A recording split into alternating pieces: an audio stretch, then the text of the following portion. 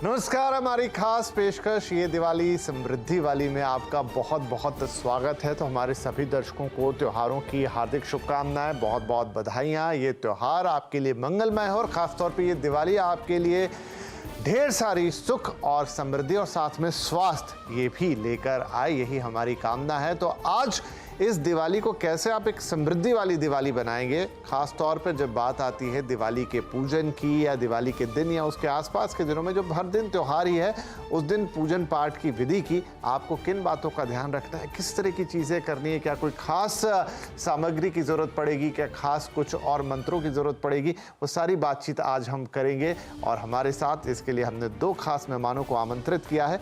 आइए हम आपका परिचय उन मेहमानों से करा देते हैं। आज हमारे साथ कार्यक्रम में जुड़ रहे हैं एस्ट्रोलॉजर और वैदिक गुरु पंडित अरुण कुमार तिवारी और एस्ट्रोलॉजर और वैदिक गुरु साक्षी दुग्गल क्रुमिया। आप दोनों का ही बहुत बहुत स्वागत है। तो पहले तो मैं आप दोनों से एक बेसिक सवाल पूछता हूं, उसके संक्षेप में जवाब चाहूँगा। पंडित तिवारी, पहले आपके पास आते हैं कि दीपावली का जो पूजन है उसका क्या महत्व है, क्योंकि देखिए अब जिस तरीके से समय आगे बढ़ गया है, लोग ज़्यादातर न्यूक्लियर फैमिलीज़ में रहने लगे हैं। जब कंबाइंड फैमिली में रहते थे तो बड़े बुजुर्ग साथ होते थे, विधि विधान से पूजन होता था। आजकल थोड़ा सूक्ष्म रूप से भी निपट जाता है। क्या फ़र्क होता है एक पूरी विधान से पूजन का और एक कहीं आपने रस्मिक तौर पर कोई पूजन कर दी उसमें?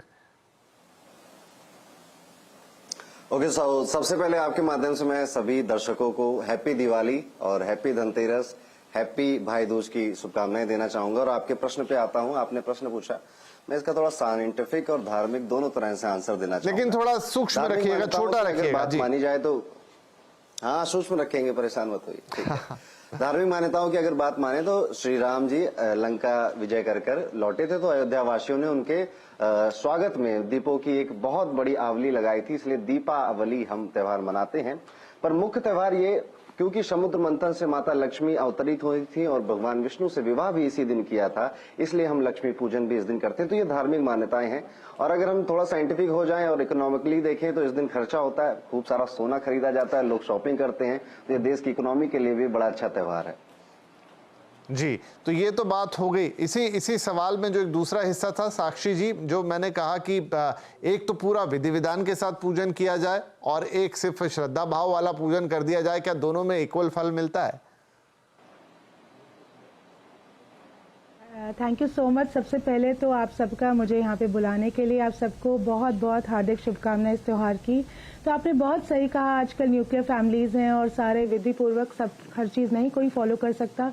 तो चाहे आप बड़े तरीके से जाएं, सारी चीज़ों को फॉलो करें या ना करें, प्रभु की कृपा तो आप सब पे रहेगी। अपने कर्म तो हम सब करने आए हैं, तो इसमें वहमों में ना पड़ा जाए। विधि पूर्वक जितना आप समय के अनुसार अपनी रूटीन के हिसाब से कर सकते हैं, बिकॉज हम सबकी आजकल बहुत टाइड अप स्केड्यूल्स होते हैं, तो आपको पूरा उसका स्वरूप कहते हैं ना, रिजल्ट मिलेगा। You will get full result, चाहे आप जैसी भी विधि से लक्ष्मी माँ की पूजा करें, You will get the result. तो ये तो बहुत अच्छी बात हुई कि जैसी आपकी श्रद्धा है और जैसी आपकी परिस्थितियां हैं आपको फल मिलेंगे। ऐसा नहीं है कि जो ज्यादा पूजा कर रहा है उसी को सारी समृद्धि और धन मिलेगा। तो ये अच्छी बात है। अब चलिए काम करते हैं कि सिलसिलेवार तरीके से बात करते हैं। पंडित तिवारी, ये बताएं कि देखिए मैंने जितना देखा है कि बात सिर्फ लक्ष्मी पूजन तक की नहीं है। जो दिवाली का दिन ही रहता है उस दिन को ही बहुत सारे लोग बड़ा एक फॉलो अप में लेते हैं कि सुबह किस तरीके से उठना, सुबह क्या करना, दिन में किस तरह के वस्त्र धारण करना, और फिर वो टुवर्ड्स इवनिंग जाता है। तो सुबह के समय क्या कोई नियम है जिसका पालन आपको करना है दिवाली के दिन?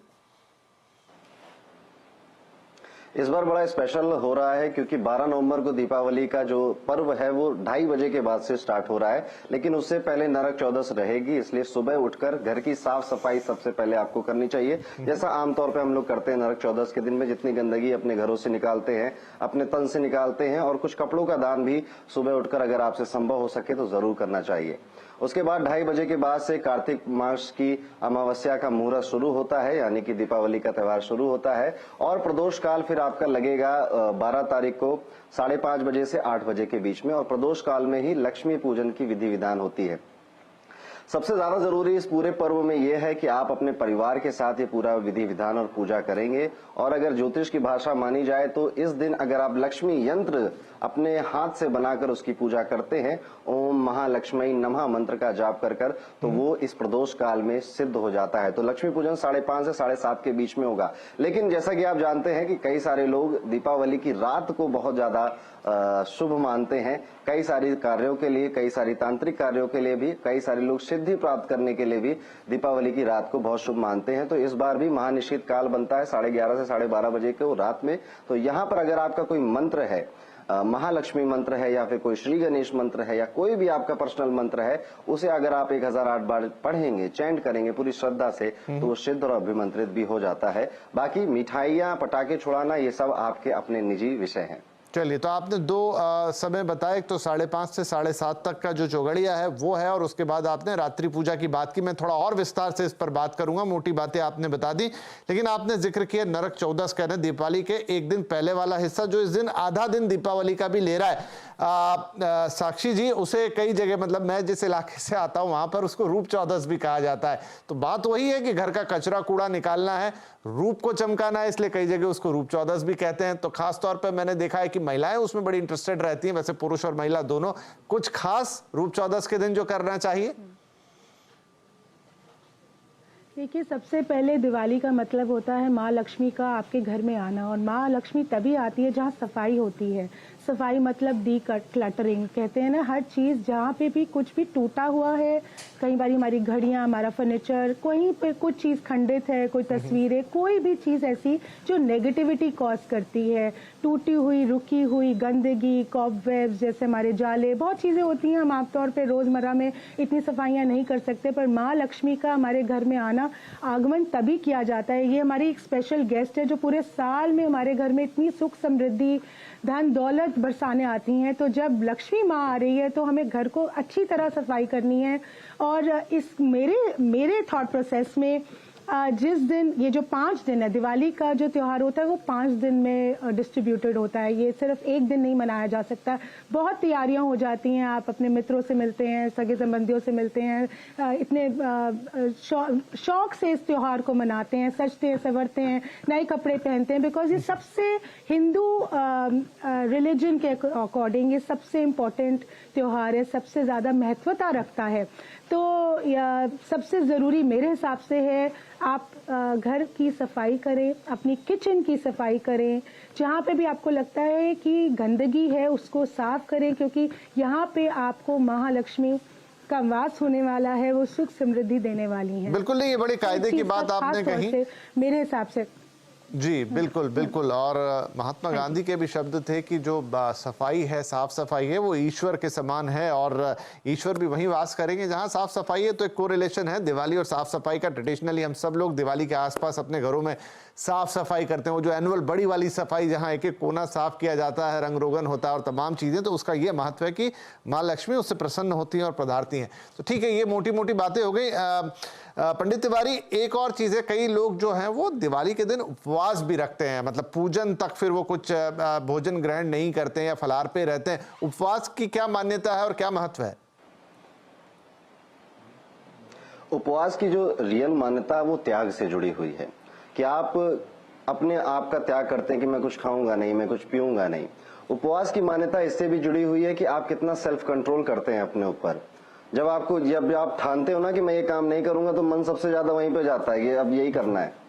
तो उपवास करने का अर्थ है कि भगवान की पूजा के लिए, भगवान को समर्पित होने के लिए, ईश्वर के लिए हमें थोड़ा सा त्याग करना है और थोड़ा सा सेल्फ कंट्रोल भी प्रैक्टिस करना है। इसीलिए आप हिंदू परंपराओं में देखोगे हर महीने में कहीं ना कहीं हमें कोई ना कोई त्योहारों के माध्यम से बहाने मिलते हैं व्रत रखने के लिए, उपवास। पर दीपावली के दिन उपवास का कोई महत्व है? क्योंकि दीपावली के दिन तो थोड़ा खान पान, मतलब अब हाथ कैसे रुके, लेकिन क्या इस दिन उपवास से कुछ खास विशेष लाभ? ये परंपराएं कहीं पर ऐसी लिखित तौर पे नहीं मिलती हैं कि करना जरूरी है, पर ये अलग अलग लोगों की मान्यताएं हैं, वो करना चाहते हैं तो कर सकते हैं, पर ऐसा कोई जरूरी नहीं है कि करना। जैसे लक्ष्मी पूजन करना जरूरी है, पर व्रत करना लोगों की अपने अपने इंटरेस्ट पर है। ठीक है। साक्षी जी, क्या जो लक्ष्मी पूजन है या उस दिन के जितने भी विधि विधान है वो राशि के लिहाज से भी कुछ उसमें विशेषताएं हैं कि अगर आपकी फला राशि है तो आप ये चीज़ें ज़रूर देखें और इनको ज़रूर करें, या ऐसा कोई वो नहीं है कि राशि के लिहाज से आपको करना है या नहीं करना, सबके लिए वो एक जैसा ही है? ज़्यादातर तो सबके लिए ही एक जैसा त्यौहार है, क्योंकि सारी राशियां जब आप घर में एक घर में होते हैं तो सभी सदस्य की राशियां एक जैसी नहीं हो सकती हैं। तो जब हम सब परिवार एक तरह से माँ लक्ष्मी की पूजा करता है तो अलग अलग पूजा और मंत्रों का कोई उच्चारण का ये महत्व नहीं रहता है। तो हम सबको ही इकट्ठे माँ लक्ष्मी माँ की आरती करनी चाहिए। कुछ चीज़ें हैं जो आप लक्ष्मी माँ को बीच में रखें। जैसे मेरा मानना ये है कि जब आपके घर में एक मेहमान आ रहा है तो आप उसको अलग से एक जगह दीजिए, स्थापित कीजिए, उसकी बहुत आदर कीजिए, रिस्पेक्ट कीजिए, दिल से पूजा कीजिए, ताकि वो जब जाए तो पूरे साल की आपकी ब्लेसिंग्स दे के जाएं। तो आप लाल कपड़े पे एक चौकी लेके लाल कपड़ा उसके ऊपर बिछाकर लक्ष्मी माँ की मूर्ति रखिए, साथ में गणपति जी की रखिए, गणेश जी की रखिए, क्योंकि इनकी पूजा की जाती है। कोशिश कीजिए नई लें, आप मिट्टी की लें, अवॉइड मेटल मेड लक्ष्मी माँ और गणपति जी इफ़ पॉसिबल। नहीं तो आप फोटो भी ले सकते हैं। फोटो खंडित नहीं होनी चाहिए, कहीं से भी फटी नहीं होनी चाहिए। इसलिए कोशिश कीजिए नई मूर्ति या फोटो रखें और उसकी पूजा करें। कलश ज़रूर रखिए, कलश के अंदर पानी जल डालिए, गंगा जल भी डाल सकते हैं, नॉर्मल वाटर भी डाल सकते हैं। एक चांदी का सिक्का डालिए, एक सुपारी डालिए, थोड़ा सा एक चावल के थोड़े दाने भी डाल सकते हैं। Grains they represent prosperity. और साथ में आप इसके अंदर आप उसके ऊपर आप 5 आम के पत्ते रखकर अपने नारियल को रखिए, स्थापित कीजिए। ये कुछ ऐसी विधि है जो सारी राशियों को सूट करेगी एज अ कलेक्टिव मेजर, ताकि आप सब इकट्ठे पूजा कर सकें और फिर आप लक्ष्मी माँ और गणपति जी की, गणेश जी की पूजा कीजिए। ठीक है, बढ़िया, आपने बहुत सारी चीजें बता दी। इसी तारतम्य में अगला सवाल पंडित तिवारी मैं आपसे ये ले लेता हूं कि ये तो वो बेसिक चीजें हो गई जो आपकी पूजा में शामिल होनी ही चाहिए। आपने कुछ देर पहले कहा था कि हाथ का बनाया हुआ श्री यंत्र, उसका बड़ा महत्व है। तो और क्या वो सामग्री है जिसको आपको बिल्कुल मिस नहीं करना है इस पूजा में, उनका होना जरूरी है अगर आप माँ से समृद्धि चाहते हैं? देखिए, दीपावली के दिन पे कई सारे शुभ मुहूर्त बनते हैं। ज्योतिषीय अगर ध्यान दिया जाए तो सूर्य चंद्रमा तुला राशि में स्वाति नक्षत्र में विद्यमान होते हैं और ये समय सबसे ज्यादा परिपक्व होता है आपकी किसी एक डिजायर को जो आप पूरा करना चाहते हैं, चाहे वो सिद्धि को लेकर हो, अभिमंत्रण को लेकर हो, या किसी एक यंत्र की स्थापना को लेकर हो, रुद्राक्षों को अभिमंत्रित करने को लेकर हो। कुछ चीजें मैं अपने दर्शकों को यहाँ पे ये बताना चाहूंगा कि मैंने लक्ष्मी यंत्र यहाँ पर आपको कहा, आप श्री यंत्र बनाना चाहें वो भी बनाए। बनाना कैसे है? कहीं से भी आपको लानी है, छाल ले आनी है, ठीक है, जिसे भोजपत्र भी कई भाषा में कहते हैं, आराम से मिल जाता है। और आप अपना गूगल वगैरह कहीं से भी देख लीजिएगा श्री यंत्र दिखता कैसा है और लक्ष्मी यंत्र किसका दिखता है। दोनों में से कोई एक लीजिए, लाल पेन से भोजपत्र पे उसको बनाइए और मंत्र जाप जरूर करिए। मंत्र जाप करें तो आपका गला और आपके लिप्स वाइब्रेट करने चाहिए। कोई जल्दबाजी में मंत्र जाप मत करिएगा, जैसे हम नहाने नहाते कर देते हैं ना, नमस्कार नमस्कार, इस तरह का मत करिएगा। भगवान ना धैर्य चाहते हैं और आपके भाव को देखते हैं, इसलिए आप ओम महालक्ष्मी नमः इस मंत्र का धीरे से उच्चारण करेंगे 1008 बार, जब भी आपका ये प्रदोष काल है, यानी कि 5:30 से 7:30 के बीच या फिर महानिशीत काल के बीच में, तो आपके ये यंत्र स्थापित हो जाते हैं। उसके बाद दीपावली तो एक दिन की है, लेकिन ये यंत्र आपके लिए पूरे साल भर आपके साथ रहेंगे और आपके घर में लक्ष्मी का आगमन होगा। लक्ष्मी से कभी भी सिर्फ धन मत समझा करिए कि लक्ष्मी मतलब पैसा। पैसा एक सबसे छोटी चीज है। अगर आप लक्ष्मी के शब्द को समझेंगे, लक्ष्मी का अर्थ खुशियों से भी है, आपके स्वास्थ्य से भी है। बहुत पैसा हो गया पर स्वास्थ्य नहीं है, वो लक्ष्मी नहीं होती। लक्ष्मी हर एक ऑल अराउंड चीज होती है जो कि आपके घर की प्रगति को दर्शाती है। तो ये एक चीज है जो आप कर सकते हैं। इसके अलावा भी अगर पूजा और मंत्रों की बात की जाए तो यहाँ पर आपको श्री सुक्तम कलंक धारा का पाठ जरूर करना चाहिए लक्ष्मी पूजन के समय, या फिर महालक्ष्मी अष्टक या श्री सुक्त का ही पाठ कर दो। कुछ नहीं हो पाता है आपसे तो महालक्ष्मी का सिर्फ एक अक्षर का मंत्र है श्रीम। श्रीम श्रीम श्रीम ऐसे 108 बार जाप करें, आपकी लक्ष्मी जी आपसे ऐसे ही प्रसन्न हो जाएंगी। चलिए, बड़ी उपयोगी बातें आपने यहाँ बताई हर तरीके से कि कितना आप कर सकते हैं, कितना करने में सक्षम है, कितनी आपकी श्रद्धा, और कुछ नहीं तो जो स्ट्रीम के जाप की आपने बात कही 108 बार, वो भी यजमान कर सकते हैं या दर्शकगण कर सकते हैं। चलिए, तो बातें बहुत अच्छी हैं ये सारी की सारी। आई थिंक कि ये सब चीज़ों का पालन करेंगे तो लक्ष्मी जी ज़रूर प्रसन्न होंगी। हम एक छोटा सा ब्रेक ले लेते हैं। ब्रेक के बाद कुछ और दीपावली पूजन से जुड़ी हुई अति आवश्यक चीज़ें, और किस तरीके से इस बार अगर आप बिल्कुल एक क्रम से, हिसाब से, संतुलन के साथ अगर लक्ष्मी पूजन और तमाम जो विधि विधान है दिवाली के आसपास के, उनको फॉलो करते हैं, उन पर जाते हैं, तो समृद्धि का आना तय है। छोटा ब्रेक के बाद बातचीत जारी रहेगी। समृद्धि वाली आज हम अपनी इस खास पेशकश में आपको बता रहे हैं कि इस बार किस तरीके से दिवाली पर खास तौर पर जो पूजा पाठ की विधि है उसको सही तरीके से करके आप समृद्धि के द्वार खोल सकते हैं, माँ लक्ष्मी को प्रसन्न कर सकते हैं। हमारे दोनों मेहमान पंडित अरुण तिवारी और साक्षी दुग्गल जी हमारे साथ बने हुए हैं। दोनों वेदों के जानकार हैं और इस विधि विधान से अच्छी तरह से परिचित हैं, तो बातचीत वहाँ जारी है। तिवारी जी, आप जो कह रहे थे ब्रेक से पहले, वो बात मुझे काफ़ी अच्छी लगी कि ये जो लक्ष्मी जी को प्रसन्न करना या समृद्धि की जब हम बात कर रहे हैं तो उसका मतलब सिर्फ धन नहीं है, तब स्वास्थ्य भी आ जाता है, तब अन्य चीज़ें भी आ जाती हैं। तो बहुत सारे लोग हैं, मसलन स्टूडेंट्स हैं, प्लेयर्स हैं, उन लोगों के लिए क्या कुछ खास प्रक्रिया या विधि जहाँ उन्हें भगवान की पूजा करनी है, लक्ष्मी जी की पूजा करनी है, तो वो किस तरीके से आगे जाएँ? मैं यहाँ पे ऐड करना चाहूंगा, जब हमारे घर में मेरी दादी, मेरी माता जी पूजा करती हैं दीपावली की, तो सबसे पहले तो जैसा विधान है कि हम लक्ष्मी जी की, गणेश जी की पूजा करेंगे, लेकिन मेरी दादी मुझसे कहती थी कि तुम विद्यार्थी हो, तुम पढ़ते हो, तुम सरस्वती जी की पूजा जरूर करो। मेरी मम्मी कहती थी मुझे तो भोलेनाथ पसंद है, मैं उनकी पूजा करूंगी। तो यहाँ पर हमारे हिंदू धर्म की यही खास बात है कि हम सबके अपने अपने आराध्य हैं। तो माता लक्ष्मी का ये दिन है, विष्णु जी का दिन है, गणेश जी का दिन है, लेकिन आपके जो आराध्य हैं आप उनकी भी आरती जरूर करिए, आप उनके भी मंत्र जरूर पूजिए, आप उनको भी जरूर याद करिए। जो विद्यार्थी, जैसे आपने कहा, ऐसे लोग, विद्यार्थियों को जिनको कंसंट्रेशन की, फोकस की प्रॉब्लम लगती है, माता सरस्वती को एक बार याद करके देखिए। ऐसे लोग, जैसे आपका काम है, आपका वाणी का काम है, तो भी आपको माता सरस्वती जी की जरूर पूजा करनी चाहिए। हम सबकी पूजा करते हैं। हमने अक्सर ये भी सुना है कि जो लक्ष्मी जी हैं वो चपला हैं, चंचला हैं, वो एक जगह टिकती नहीं है। और ये बात बड़ी फैक्ट की भी है कि देश की इकोनॉमी अगर पैसा रोक के रखना चाहे तो कभी इकोनॉमी ग्रो नहीं होगी। तो खर्चा करना बहुत जरूरी भी है, तो खर्च भी करेंगे, लेकिन सेविंग्स का ध्यान हमको याद दिलाते हैं कुबेर भगवान जी। तो ऐसे सभी लोग जिनको पैसों को सेव करने में प्रॉब्लम आती है, कुबेर जी को जरूर याद करिए। कुबेर भगवान, हमेशा आपने सुना होगा कि हमेशा जो खजाना होता है वो कुबेर का ही होता है, लक्ष्मी जी का खजाना कभी नहीं होता, क्योंकि कुबेर ही वो है जो आपको इस चीज का वरदान या आशीर्वाद दे सकते हैं, ब्लेसिंग दे सकते हैं कि आप सेविंग्स कर सकें। तो जैसी आपकी समस्या है या जैसा आपका मन में भाव है, आप उन देवी देवताओं की भी पूजा जरूर करें इस दिन। जी, साक्षी जी, वैसे तो दीपावली पे सभी लोग नए वस्त्र खरीदते हैं, कलरफुल कपड़े होते हैं, लेकिन क्या पूजा के लिए कुछ खास रंग, कुछ खास तरह के वस्त्र, ऐसा कोई विधान है? इस साल क्योंकि मैं न्यूमरोलॉजी भी देखती हूँ, एस्ट्रोलॉजिस्ट भी हूँ, तो मैं सबको पीला रंग ज़रूर कहूँगी, क्योंकि वो गुरु के दिन आ रहा है।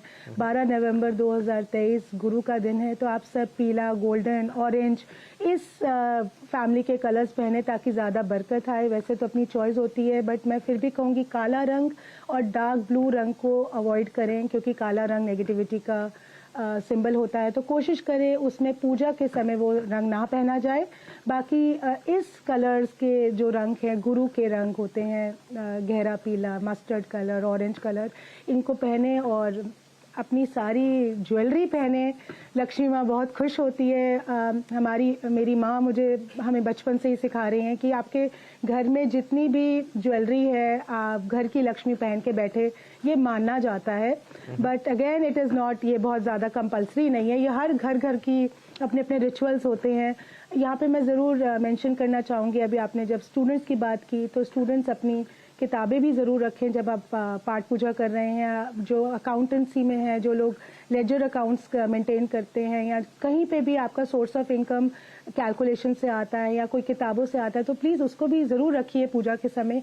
अच्छे नए कपड़े ज़रूर पहनिए, आभूषण पहनिए, be at your best, positive, happy, क्योंकि उसी से आपको खुद पॉजिटिविटी फील होगी, तभी आप अपनी श्रद्धा से पूजा का पूरा आनंद उठा सकते हैं और ये पूरे साल आपको पॉजिटिविटी मेंटेन रखनी होती जी, है। बिल्कुल। We all need this happiness, हम सबको ये जरूरत है। बिल्कुल, खुशियां, पॉजिटिविटी, इनकी भी उतनी ही जरूरत जितनी धन की है। पंडित तिवारी, एक आपने निशा मतलब रात्रि पूजन की बात कही थी, बहुत सारे लोगों का जोर रहता है उस रात्रि पूजन पर, तो उसके लिए कुछ खास तैयारियां, कुछ खास विधि?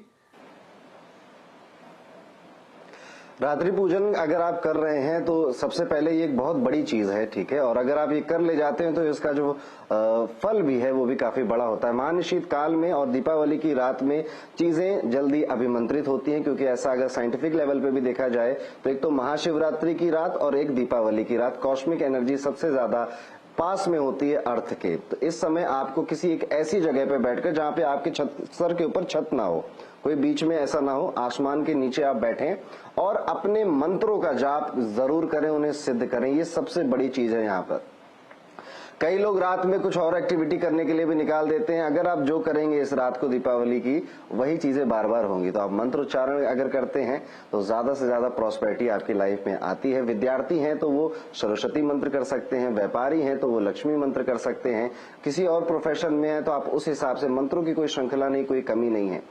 अब मैं आपके, वैसे मुझे कहना नहीं चाहिए पर कई सारे लोग तांत्रिक सिद्धियां भी इसी रात को करते हैं, उनका भी अपना मकसद है, तो वो भी इस रात को कर सकते हैं। जी, चलिए, तो एक लास्ट साक्षी जी बिल्कुल संक्षेप में जवाब दीजिएगा कि अब सारी बातें हो गई, हम लोग तो खूब खाते पीते हैं, मिठाइयाँ खाते हैं, भगवान को क्या नैवेद्य पसंद है? कोई खास तरह की चीज़ जो चढ़ाई जाए? बिल्कुल जी, पताशा ज़रूर चढ़ाएंगे हम। भगवान को सबसे ज़्यादा पसंद है जो पताशे मिलते हैं अभी इसी समय पे, फूल पताशे और लड्डू, बर्फ़ी, कोई भी ऐसी चीज़ जिसमें आप, मुझे तो लगता है सभी प्रकार की मिठाइयाँ ज़रूर चढ़ाएं, क्योंकि ये हमारे सबसे अजीज़ मेहमान हैं। इनके अलावा तो पत्ता भी नहीं हिल सकता। तो पर स्पेशली इस त्योहार पे बताशे ज़रूर चढ़ाए जाते हैं। कील बताशों की तो बात दिवाली पर। और यहाँ पे मैं एक इम्पॉर्टेंट बात, जी बिल्कुल जी, एक यहाँ पे ज़रूर अपने दर्शकों को बताना चाहूँगी, क्योंकि मैं इस कार्य से जुड़ी हूँ। आप 9 दिए ज़रूर अपनी थाली में रखें, जो तेल के जलाएंगे आप। 9 दिए 9 ग्रह को रिप्रेजेंट करते हैं, सारे ग्रहों को शांत करेंगे। और ये 9 ग्रह जब आप पूजा करके 9 दियों को जलाएंगे तो फिर आप अपने घर में उसको किचन में ज़रूर रखिए, घर के एंट्रेंस पे ज़रूर रखिए, बेडरूम में भी रख सकते हैं, डिपेंडिंग आपके घर की क्या सिस्टम है। एंड प्रॉस्पेरिटी आएगी। पर ये 9 ग्रह को शांत करना बहुत जरूरी है और उनको पॉजिटिविटी लाना बहुत जरूरी है। तो ये कार्य जरूर कीजिएगा इस दिवाली पे जरूर। बहुत सुंदर। तो आप दोनों ने ही आज बहुत सारी बातें बताई कि किस तरीके से दिवाली के दिन की शुरुआत की जाए, कितना महत्वपूर्ण है, किस तरीके से विधि विधान से पूजा को संपन्न किया जाए। भाव आपके बड़े महत्वपूर्ण है। पूजा में 19-20 ऊपर नीचे भी हो जाए तो शायद चल सकता है, लेकिन आप जिस भाव से और जिस चीज़ों से और सफाई का बड़ा महत्व है उसको करना बिल्कुल ना भूलें। और कौन से मंत्रों के उच्चारण करने हैं, किस तरीके से भगवान को सामग्री चढ़ानी है, पूजा में किसका इस्तेमाल करना, नैवेद्य कैसे लगाना है, और अंत में ये जो दिए 9 दिए वाली बात है, इन तमाम चीज़ों का ध्यान रखिए। और हम यही कामना करेंगे कि ये दिवाली आपके लिए समृद्धि लेके आए और इस समृद्धि में आपका स्वास्थ्य, धन, मान, यश सब कुछ शामिल हो। तो आप दोनों ही मेहमानों का बहुत बहुत शुक्रिया। आपको भी बहुत बहुत शुभकामनाएं दीपावली की, और सभी दर्शकों को भी। इसी के साथ हम आपसे इजाज़त लेंगे। नमस्कार।